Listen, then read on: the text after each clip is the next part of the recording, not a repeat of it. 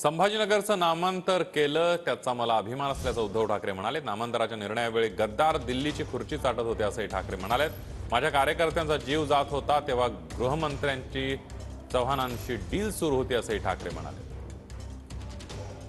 शिवसेना प्रमुखांनी जे तुम्हाला वचन दिलं होतं की या शहराचं नाव मी संभाजीनगर करेन, ते भाग्य मला लाभलं। मी मुख्यमंत्री असताना हे नामकरण करू शकलो, याचा मला सार्थ अभिमान आहे। या शहराचं आणि जिल्ह्याचं नाव मी छत्रपती संभाजीनगर केलं, बाजूला उस्मानाबादचं धाराशिव केलं। पण ज्या वेळेला मी हा निर्णय घेतला तेव्हा आपले गद्दार हे दिल्लीची खुर्ची चाटत होते। एकही त्यातला मंत्रिमंडळाच्या बैठकीत हजर नव्हता।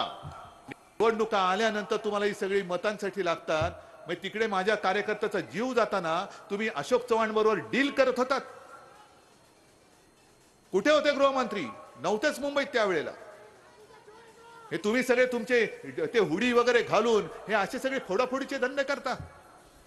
आणि मोदीजी तुमची गॅरंटी तरी काय कि भ्रष्टाचार करा आणि भाजपा आपको कुछ नहीं होगा, ये मोदी गॅरंटी है।